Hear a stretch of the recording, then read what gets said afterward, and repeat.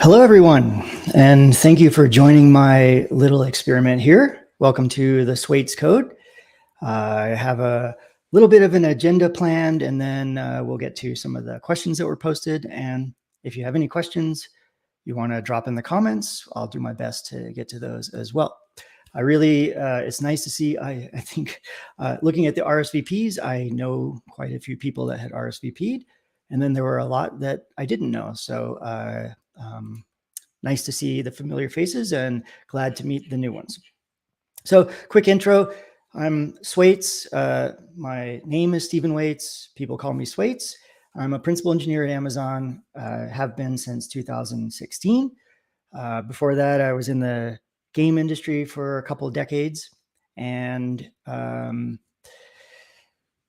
yeah, I've had a very varied tech career across a lot of different things, which I think has given me a lot of breadth. A principal engineer at Amazon, for those that don't know, is a very senior individual contributor.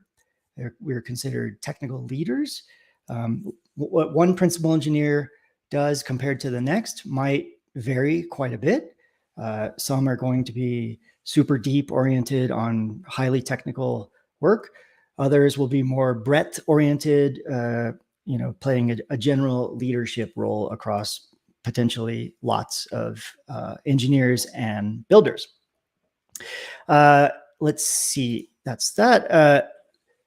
Since this is the first one of these, maybe quick description of what is the SWaits code. This is an idea I had recently. It's not going to be polished, but it's kind of my playbook. It's sort of my hacks, my workarounds, big mistakes I've made and lessons I've learned from them in my 30 plus years in tech. Think of it like a living code base for career navigation. I want to, the goal is to help folks thrive as technologists, make real impact, succeed, whatever success looks like to you. I don't know all the answers by far. I'd love for this to be more of an open source sort of thing. So, join in, especially in the chat here, but in other forums, and chip in. Lots of people who RSV'd to this are people that inspired me and that I look up to, and they have tons of stuff to offer. So in this session, we'll dive into a couple of those, couple of pieces of the SWaits code. We will debug together, and we'll answer some of your Q&A. Quick blurb on why I'm doing this. I genuinely have, this isn't me making money. This is, I want to give back. It's something that I think can let me scale. So I've mentored probably hundreds of people at Amazon specifically, and indirectly, definitely thousands through, internal presentations and videos and even live streams. And I think I have some value to offer, and I want to share it with as many people as possible. It's no hidden agenda. It's about continuous learning. And the other huge benefit for me is I think if I do this, I will also learn. And that's kind of my favorite part about this. So let's jump in. We'll go through a few of my kind of pieces of SWaits code, and then I'll hop over to the Q&A. So let's see, we're going to do, all right.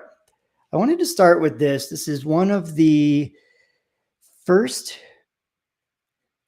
kind of little aha moments, realizations I had in my career.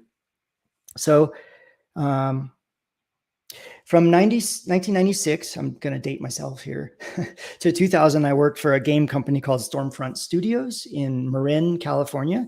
That's the northern peninsula of the Bay Area in California. And it was awesome. It was a wild ride. It was fantastic. In 2000, I got hired by PlayStation in San Diego, working on first-party titles. So picked up, moved to San Diego, ended up living there 21 years. This was a big deal to me. I thought, wow, I don't, can I cut it?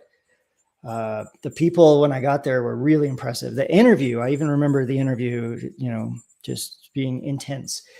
And so I had a healthy dose of imposter syndrome. There's no doubt about that. And I think almost as that pressure of feeling like, can I do this? Can I perform? Can I hang with these people who are amazing? Kind of drove me to this little aha moment, which is all I have to do is be better than the median. I need to be at least as good as the median. And there was a spectrum. There's always a spectrum of talent and, performance. And I'm talking about specifically the median being other people, my colleagues. So if you think about that in kind of, not fun, a little bit dark ways. Let's say you're working somewhere and the economy's tanking and there's layoffs. Hey, sorry, my dog wants some attention. There's layoffs. Well, come layoff time, it's a great time to be better than half of the workers at your place of employment. A layoff isn't usually going to be 50% of your company. And so what this did for me, kind of psychologically, emotionally, was instead of setting the bar at like, wow, these people are amazing. I have to be so amazing to, like, can I even make it here? I set the bar more realistic. And then suddenly it felt, and with no offense to my colleagues, because they were brilliant, but it felt achievable. And so I adopted this mindset, and it just, I guess it just gave me some comfort. It took away some of that imposter syndrome. It let me relax. That stuff can be super distracting and actually hurt your performance. If you're so worried about your performance, then your performance might suffer just because of that. And so, yes, be better than the median. Since it's the first kind of aha moment I can remember in my career, which I guess was 24 and a half years ago. This one, I'm sure I had some before that, but one thing at this age is your memory starts to fade. So who knows? Maybe they'll come to me eventually. So yes, be better than the median. Try that mindset. See if it helps you just push away some of the distractions, the worries, the anxiety, and just focus on doing the best job you can. And yeah, hello to folks in the chat that some of you I haven't seen in a very, very long time. So hello. Let's see. Let's go to the next piece of SWaits code, and that is ownership. Now, this was kind of my first aha at Amazon, where when I started in 2016, and so I thought I'd share it here. And specifically, actually, my first amazing manager at Amazon was Paul, who I think is here today. Hi, Paul. Was somebody who he set the bar for us. He set the bar for me, and he showed us the value and importance of ownership. Just ownership. So let me show you a couple of things about this. Let's see if we can do this.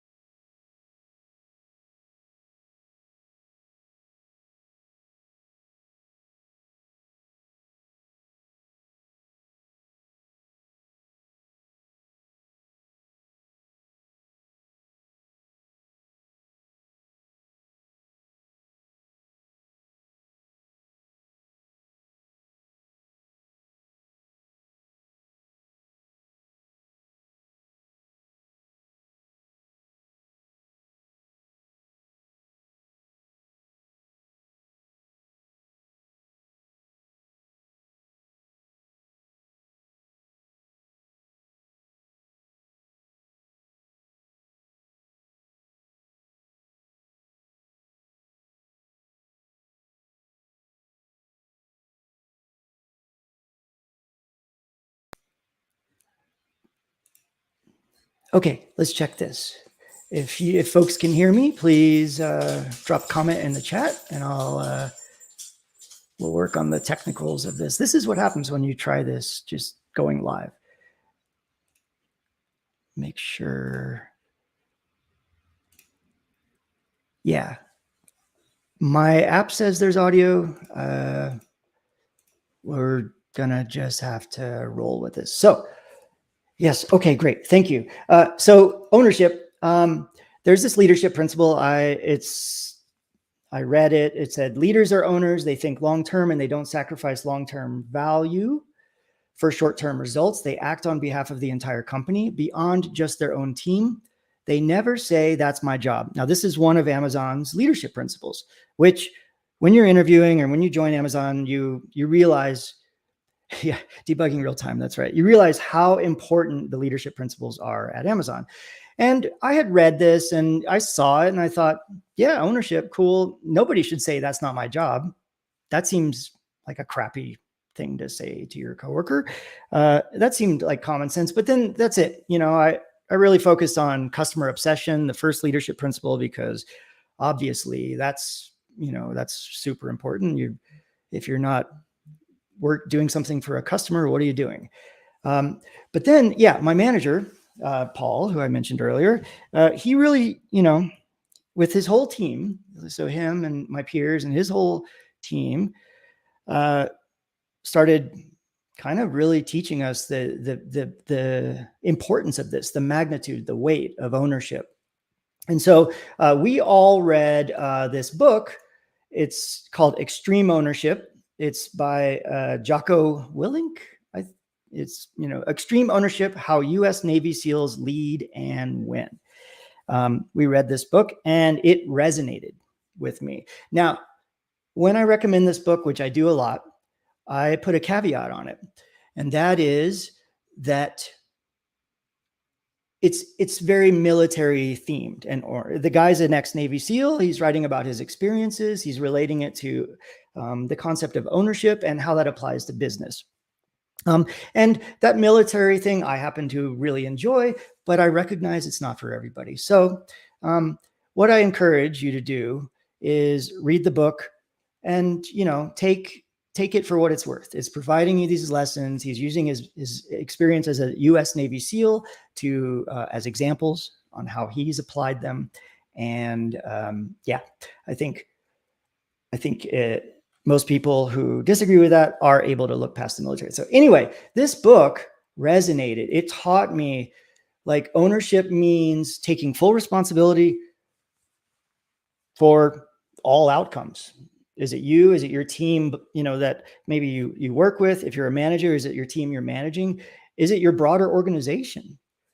What is your responsibility in that? And that sounds daunting. Like, wow, if I suddenly am responsible for everything, how am I even going to survive? I'm going to be so busy, mea culpa, putting mea culpas out there about all my screw ups. It taught me that there's not bad teams, there's bad leaders. It taught me, these are some of the principles in the book. Believing in the mission. This is insanely important. So like as a principal engineer, I don't manage anybody, but I work with lots and lots of other engineers.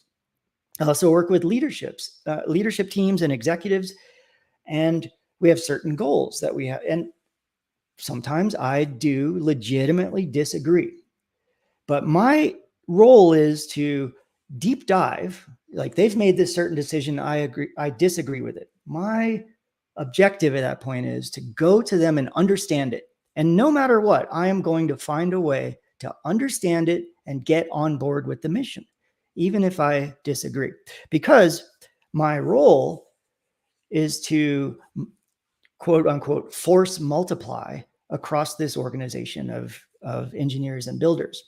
And so understanding the mission and getting on board with the mission as a leader, remember, managers are one thing, but everybody's a leader.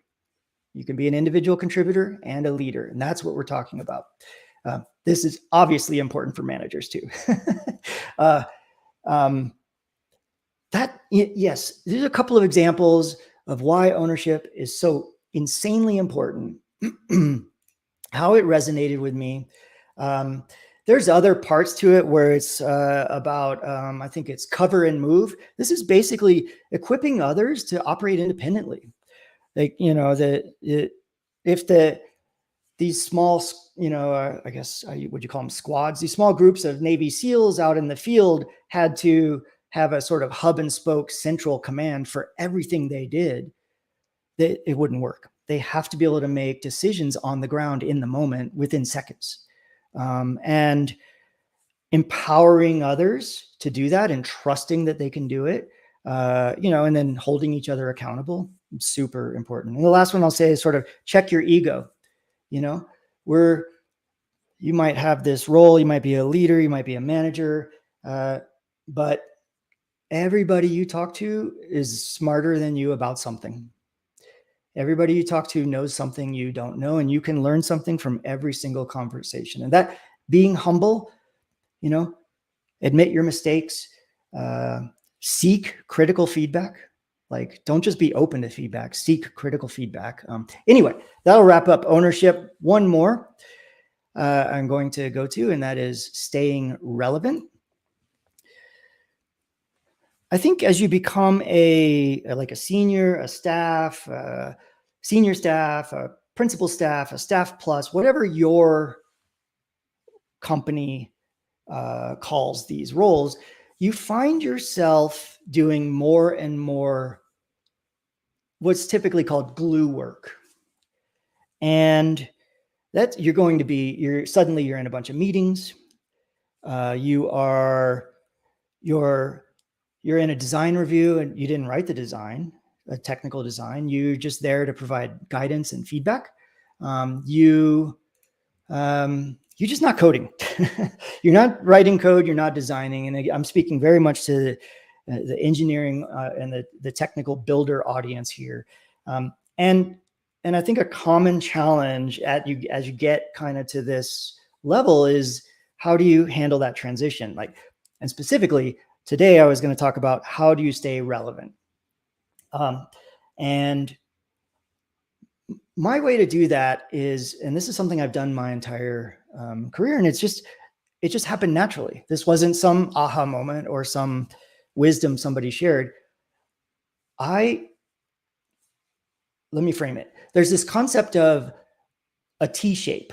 A T is, you know, it has a horizontal line, and that's your breadth. Okay, I know a little bit about a lot of things, but then there's this vertical line. Okay, but I can go super deep here. And I kind of naturally did that, but I had an appetite for the breadth, particularly when it comes to technology. So I'm on, and have been for a very long time, Hacker News. What's the latest tech? What's the new framework? What's the new language? Lobsters, these sorts of sites that you know, typically have, like, I don't know, what's attracted to those sites is something that I'm also attracted to. So that's probably why I'm there. And I play with these things. And the reason this seems super obvious. The reason I'm saying it is because I see a lot of engineers that they get their CS degree, maybe they did their internship somewhere, they got hired, and now they're doing a job. And I can't say everybody should have this same passion for just, hey, let me figure out some new tech. Oh, that's new. That's so cool. Let me go try it. Not everybody will have that. But I will say, and this is more of a symptom, I will say I see a lot of engineers that just, you know, they know Java. They might know, say, Spring. They might know, you know, how they interact with their database. They might understand some, you know, infrastructure on AWS or whatever. And they do that. That's their job. They do that. And this goes to another Amazon leadership principle: learn and be curious. And I've also always found my favorite people to hire when I was hiring people and to work with were the ones that just had this penchant for learning. And so, yeah, staying relevant is about finding some things you're passionate about and playing with them. Go experiment. Yes, a lot of people think, oh, I should do this on my own time. I disagree. This is part of your job. Like, you should at least have some portion of your work hours spent on developing yourself. And I'll give you one example of this will help you in unexpected ways that I cannot predict. So I'll give you one example. I got into like Ruby on Rails, DHH, that guy that wrote it, did his, here's how to create a blog in 5 minutes with Ruby on Rails. I thought, oh, that's cool. I checked it out, and I actually really found a lot more interest in Ruby, the language, than Ruby on Rails, the web framework. And I played with Ruby for a while. You can write some, what I consider really beautiful code in kind of pure Ruby. You can also shoot your foot off pretty easily. There's a lot of foot guns in there, but that aside, there's a certain style to kind of writing Ruby code. Now, I was in the game industry at the time, and where I'd primarily developed in C and C++. And I found, after I had gone into this Ruby sort of tangent for some period of time, I noticed the way I wrote code in C and C++, was C++ at the time, changed for the better. And that's because some of the stylistic things that I, kind of saw as standard in the Ruby community, I thought they really made sense, and they made my code better. And so that was complete, like I never planned that. I just thought, oh, this is interesting. I'm going to go experiment with this. And I did, and it ended up helping me. I'll say, to that point, the further I get in my career, the more that everything looks the same. And so you start to see these patterns. Like I saw those patterns in Ruby and how I could apply them to my C++. And so whatever you do, learn something. All right, let's see where we are. I'm going to hop over to the questions here, and we've got a good amount at online questions. Let me just check the chat really quick. Okay, cool. So I'm just going to go down these in order. In the before time, and we're going to keep this short and sweet. I definitely want to end, in the next 15 minutes or so, maybe 20 at the most. In the before time, you were in people management, in gaming. Yes. What pushed me back to the IC side, and why have you stayed there? And then I'll answer the next one maybe after that. So I managed teams, both at PlayStation for quite a while, and then for a short while at this digital marketing agency called Lease Labs in San Diego. And actually, a lot of people, they're the great, hey, you're doing well at engineering, you should be the manager now. Like that happened to me. It happens to a lot of people. I had no skills to be a manager. I mean, I had no training or anything. So at one point I asked myself, what the hell am I doing? What do I even enjoy this? And actually I did some kind of soul searching, and I found that it actually is super challenging. That was the thing I found I enjoyed about management. It's insanely challenging. It is as a discipline that you go study, you'll say, oh, I'm going to go get a degree in management.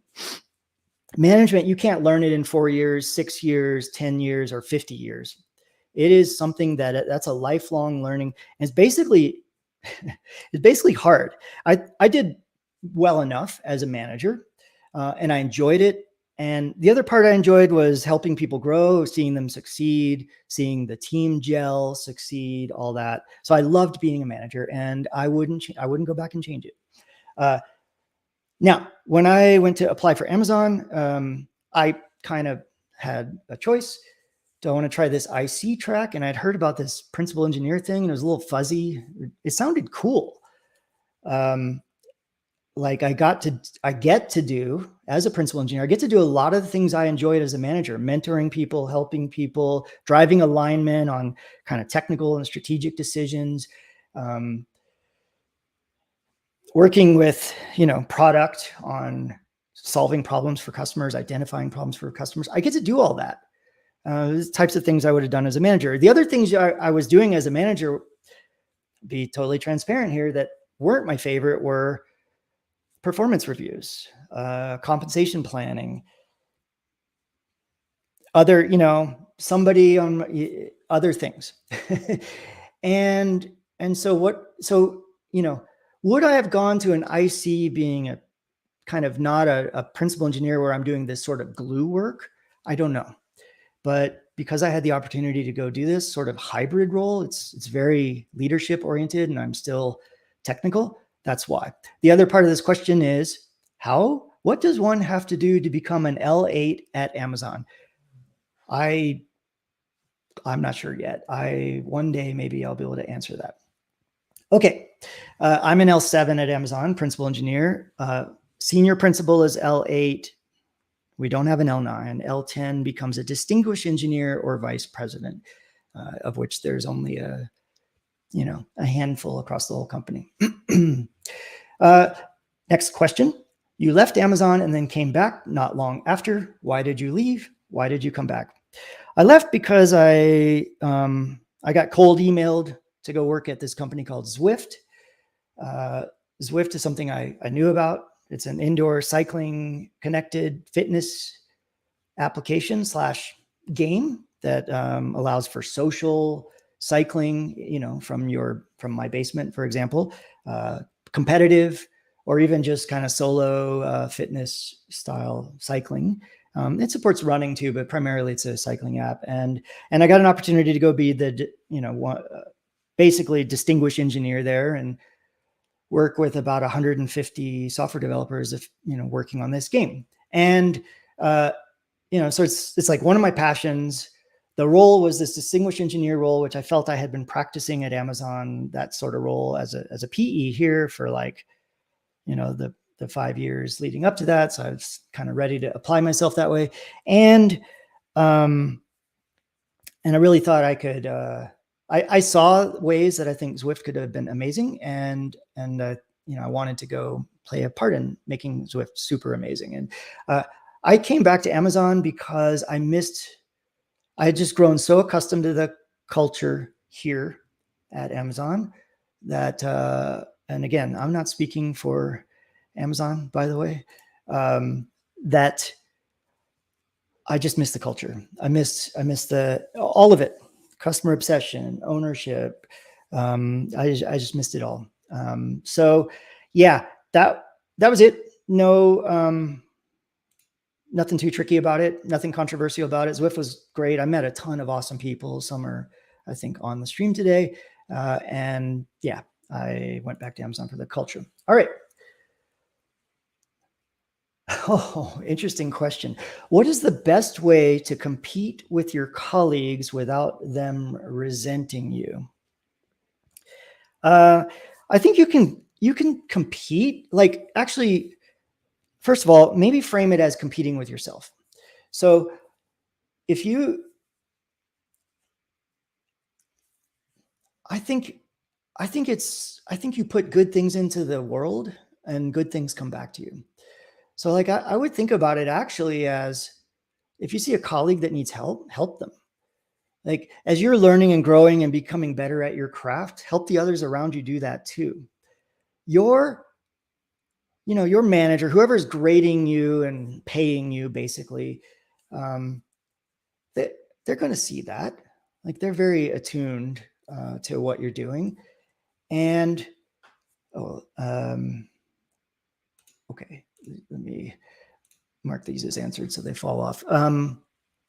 Yeah, I think I'd think about it less about competing with your colleagues and more about competing with yourself. And I know that sounds a bit weird because I just earlier said, be better than the median. Like, that's literally a competitive thing. Look around, who's around you, and take half of them that are on the bottom half and be better than them. But in terms of your mindset and your approach, yeah, I think it's better to say, I'm competing with myself. How do I make myself better? Look, at Amazon, we have a big thing internally. When we're talking about a product, an idea for customers, we start with a customer. We do not, just culturally, most people at Amazon do not think it's a good thing to go look at a competitor. What's the competitor doing? Let's go see what they're doing. Instead, you start with the source of a problem. And so look at yourself. How do I want to get better? Make yourself better. I think I'll leave that one there. Next question. I left a bigger tech company earlier in my career to pursue startups. Now that I've climbed the IC side up the ladder, I'm finding it harder to get back into big tech, staff engineer level. Thoughts on approach? I actually think part of this is today's job market. It's super tough. It's super tight right now. I'd say be persistent. A lot of the big tech companies will, they'll re-loop you. So say you loop like at Meta, you don't pass, or Amazon, you don't pass. You say, hey, like, this highlights maybe some gaps I have, and I'd love to get more information on what those gaps are. Get whatever you can out of the recruiter in terms of how where you're struggling in an interview. And sorry, and I'm assuming you're to an interview, but that might not be the case. And then your very next question: when can I interview again? And companies have policies. Sometimes they're also judgment calls. But a lot of them will say, like Meta might say, oh, in a year, you're eligible again in a year. Ping me. Let's stay in touch on LinkedIn. Cool, great. Thank you so much for the feedback, and go on. So that's one. The other is just it's persistence. It's leveling yourself up. I think it's standing out. I think it's networking. Like networking is extremely important. Okay. How to go about changing teams internally, especially when the current team has nothing wrong. It's just the work that is okay. Okay, this is going to vary by company. So you're a team, you see another team you want to go work for.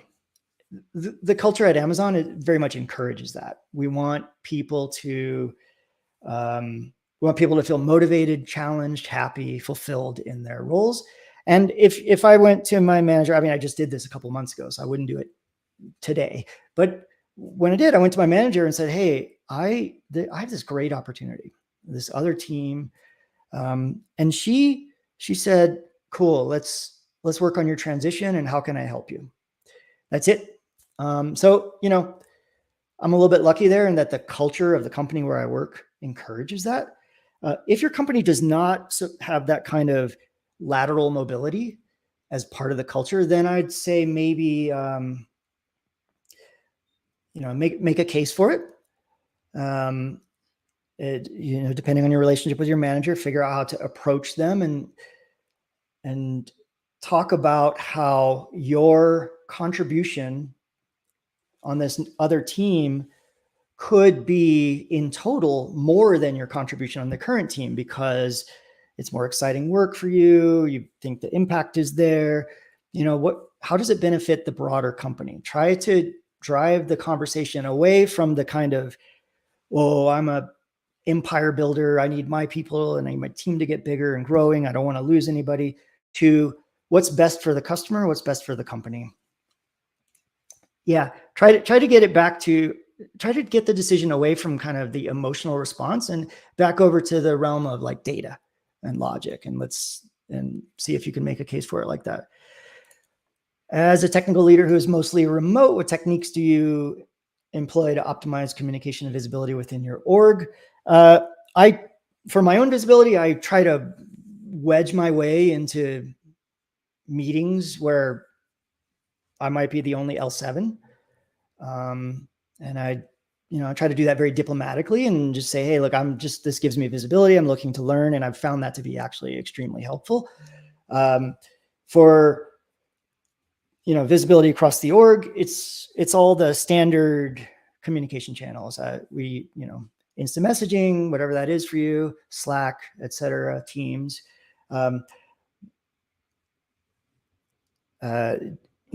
Jumping in on a group meeting that might be a lunch and learn. It's all the typical ways. I don't think I have any kind of secret sauce there, really. I put all of my trust into a long internship that didn't lead to an offer. Now I don't have any backups as early career. How should I proceed? It's similar to the other question that was asked here. persistence is king. You got to network. And then, if you get through an interview, you don't make it, it's going to be an ego hit for a couple of days, but you can like internalize that, go through the grieving process, and then try to learn from it, try to figure out when you can loop again. Yeah, it's a lot of persistence. And this one, I'm just putting a big asterisk on. I think the tech job market for the past, couple of years at this point is just a bit brutal. So hang in there. I feel for you. I recognize I am one of the very fortunate people who actually has a job. It's definitely, I've thought about that a lot. I feel the privilege.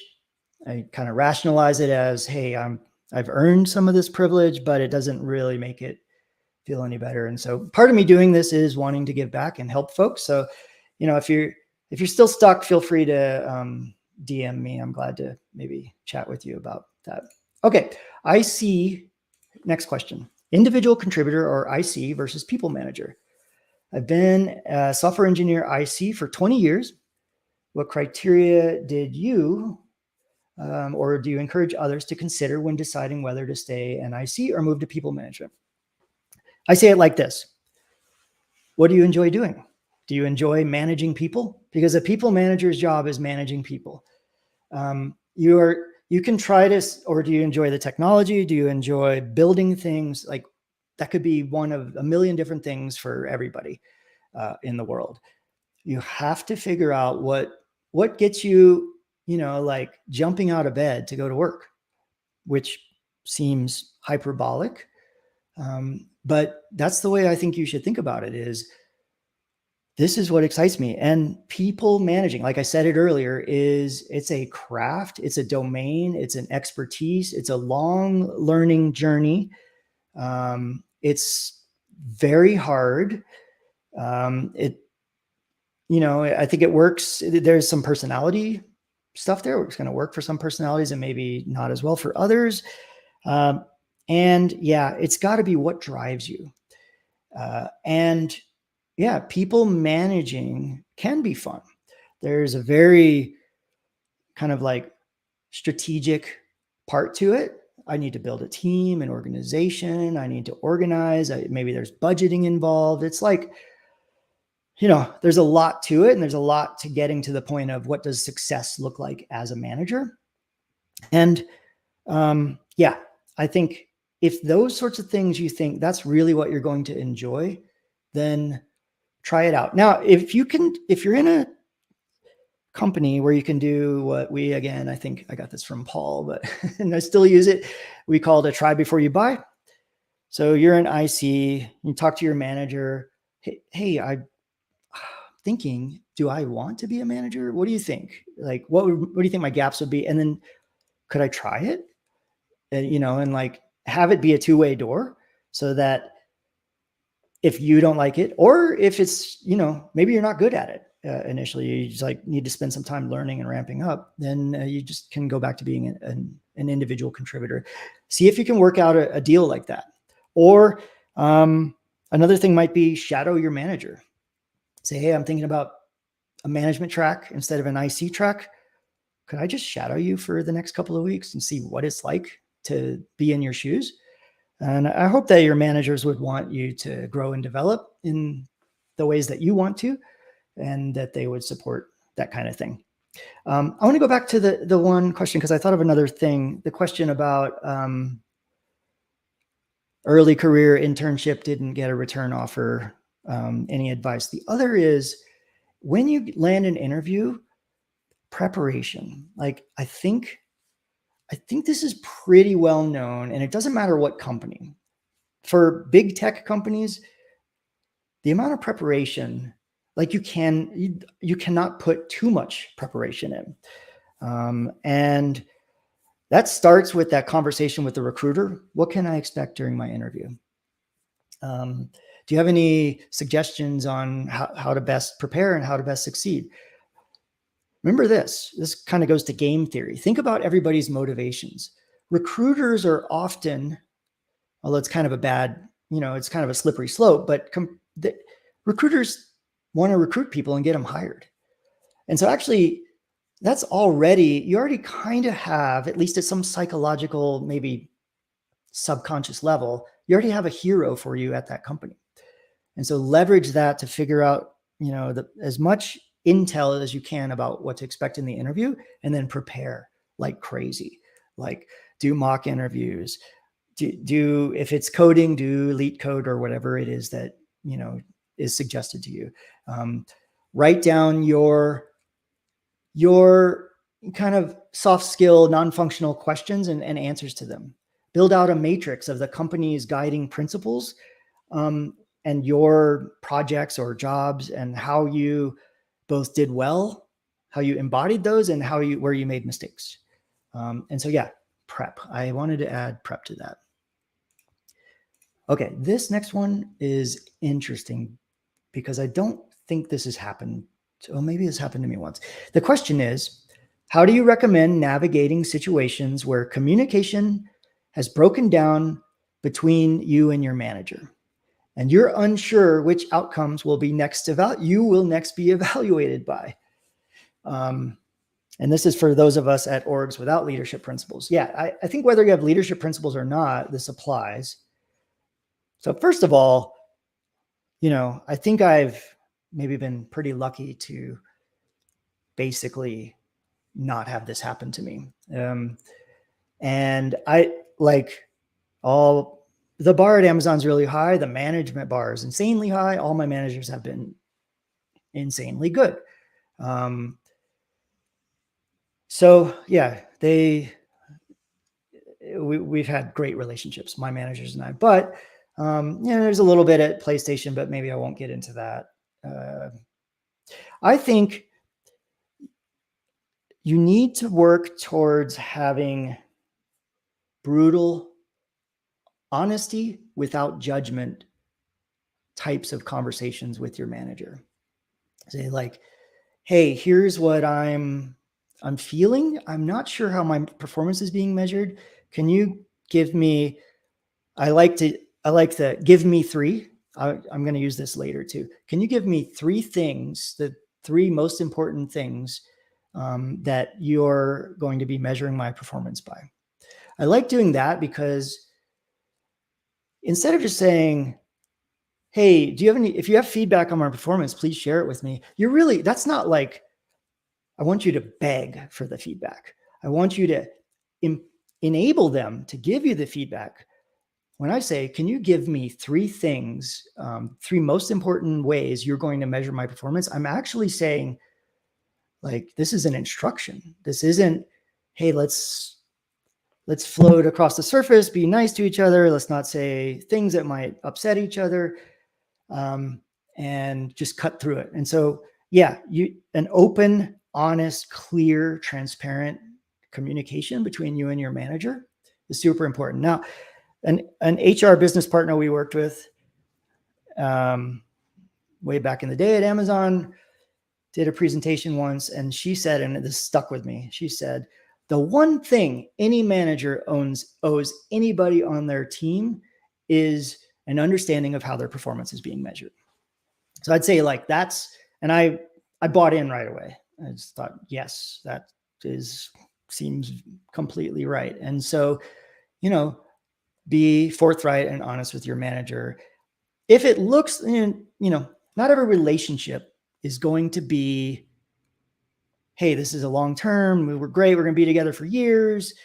Some people might be oil and water or cats and dogs. And in that case, play the game, be a great team player, a great employee, and then scramble like crazy to find a way to improve your situation. If it really looks like there's no end to this situation, there's no way I could improve this. It's just, I got put into this box, and it's of judgment, and it's really hard for me to break out of that box at this point. Scramble like crazy, do everything to be the best employee for that person, and meanwhile scramble like crazy to find a way to improve your situation. That could be changing roles. It could be switching teams at your current company. It could be interviewing at other companies, something like that. Okay, I think I could probably talk more on that one, but let's move on. What's the one thing you wished you did when you were starting your career?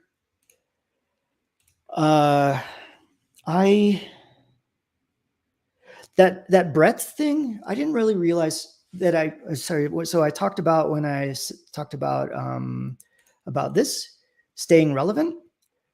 I wish I'd have kind of known how powerful that was.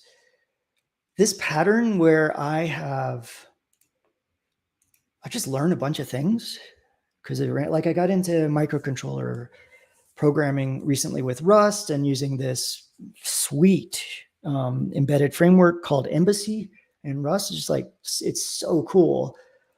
Building all these little things and, and having fun. And it's just fun. Like someday those things, actually, some of those things were useful. I spent the last couple of years in robotics and fulfillment at Amazon. And I was able, because that had become an interest and a hobby of mine, I was kind of able to speak a language to, electrical engineers and hardware engineers that I wasn't before that. And so, yeah, this pattern of like learn lots of stuff. And then as you move through your career, basically as time passes, you're going to start to see patterns and repeating things. And that stuff will help you. And so the whole like learning and breadth thing is, I think just knowing how important that would be, I think I would have done it earlier and sooner and really focused on it as something to do. The other, I'd say more of a soft skill, is just knowing that, look, your functional skills, your ability to design, build systems, write code, or do whatever your job requires, that's some portion of your, like, you have to have that, right? And if you don't have it, you have to develop it. But those things, they can be learned and taught. Your non-functional skills, it's sort of like once you get past the age of maybe 25 or so, you start to be set. Hey, these are my ways. This is how I am, kind of how I treat people or whatever. And yeah, the other answer is, I wish I'd have known how important relationship building was at the start of my career. The foundation of any work you do, like by far and away, is the relationships you build. And, they don't have to be purely professional. You can know something personal about somebody without getting too personal. Somebody, one day they called in, hey, my kids are sick. I have to stay home today. Okay. You make a little mental note. Joe's staying home today because his kids are sick. Monday or Tuesday, hey, Joe, how are the kids doing? Like, that little thing showed Joe, hey, he cared about me on a personal level. And that takes, it's sort of think, well, they're my coworkers. They're not my friends. They're my coworkers. That's right. But it doesn't take that much energy or effort to care about them.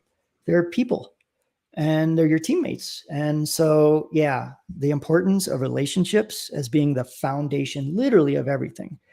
I think more so than your technical skills. Okay. We got a couple more. You mentioned there are no bad teams, but bad leaders. Biggest traits to identify bad leaders. Okay. I might rather say, what are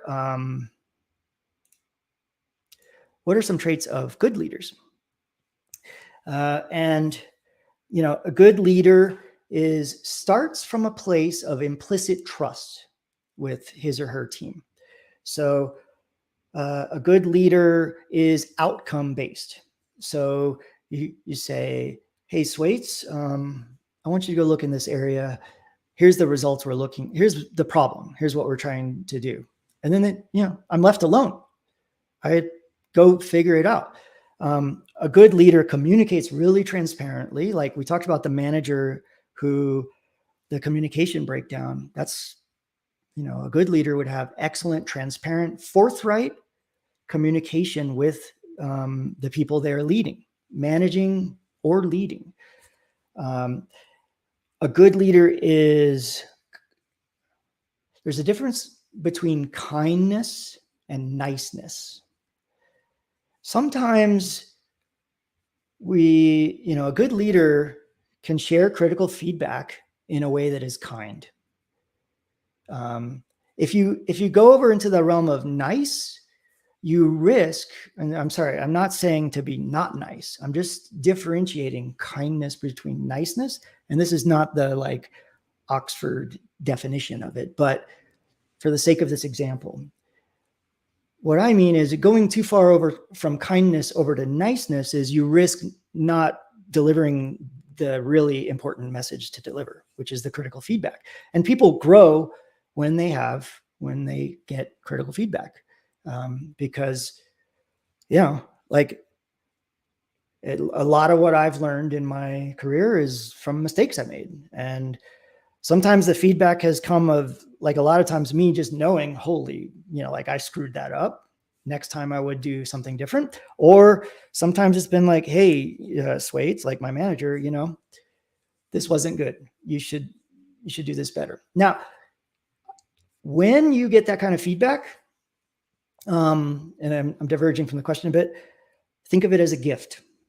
It's actually hard to give that kind of feedback, and assume that you're receiving that feedback because the person really wants to help you. They want to help you so much they're willing to risk upsetting you, having an awkward conversation, all of that, just to give you that feedback. So critical feedback is a gift. I think other signs of good leaders: highly empathetic, on top of their shit, basically. Like assumes responsibility. One of the things I used to tell my teams when I was a manager was, if you screw up, I'll go to whoever, the president, and say, we screwed up because I told my team to do X, Y, and Z. It's 100% my fault. We screwed up. I told them I would do this. And on the flip side, when you, my team, do something great, I will just go put you in front of the president and say, this person did this. You get the accolades. So I get the screw ups, you get the accolades. And I stuck to that and got some really positive feedback about it. And I did it because I thought it was the right thing. It's a little tricky sometimes taking the heat, but that's where kind of, I think you can practice things like diplomacy or whatever. Okay, last question. What color is your badge? My badge is, let's see if this will focus. Maybe not. Anyway, that's me on my badge. Okay, I'll just put it here. My badge is yellow. Amazon has, every 5 years, you get a new badge color. You start with, I think you can Google this. I verified that you could Google it, so I'm not sharing any weird Amazon membership things.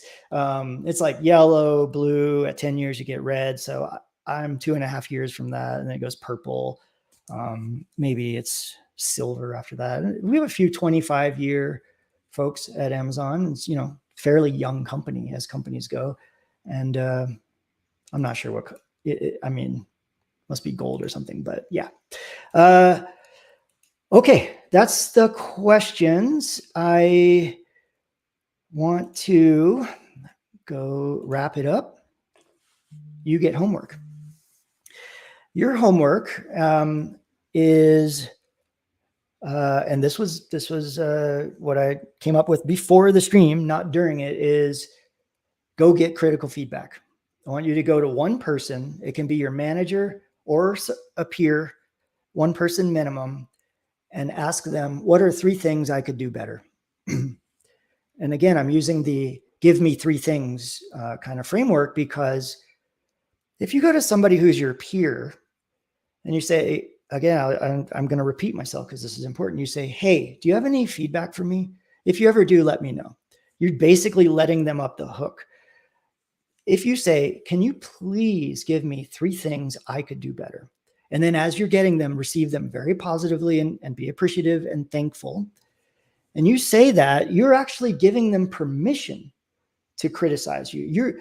It's actually not even permission. You're demanding they give you critical feedback. It is so much easier as the feedback provider when the feedback is proactively sought. And so go seek that feedback. That's your homework. I'd love to hear either in the comments somewhere or DM me, hey, I did it. Here's what I learned. And then, yeah, well, hopefully that helps you. Hopefully this was interesting to folks. This is an experiment. We'll see if we're going to do more. I don't know. We'll kind of see how this goes. I will send out a survey. LinkedIn does not have a way to kind of like mass message everybody that attended this. Maybe they do. I haven't ended a live stream. Maybe that UI will reveal itself now. But regardless, I'll either manually send it to all of you or mass send it to all of you. And I'd love feedback on that, which would help me figure out, again, critical feedback. I'm not looking for, hey, that was great. Those are wonderful. How could it be better? How could it be useful? I'm coming from a place of genuinely wanting to, give my 30 years of experience back out to the tech career community. And in the spirit of kind of feedback loops, I'd love the feedback so I could optimize that. So with that, thank you all very much. I greatly appreciate it. It's great to see so many people who I've known and worked with over the years, as well as so many new people. And yeah, we'll potentially see you next time. Thank you. Bye-bye.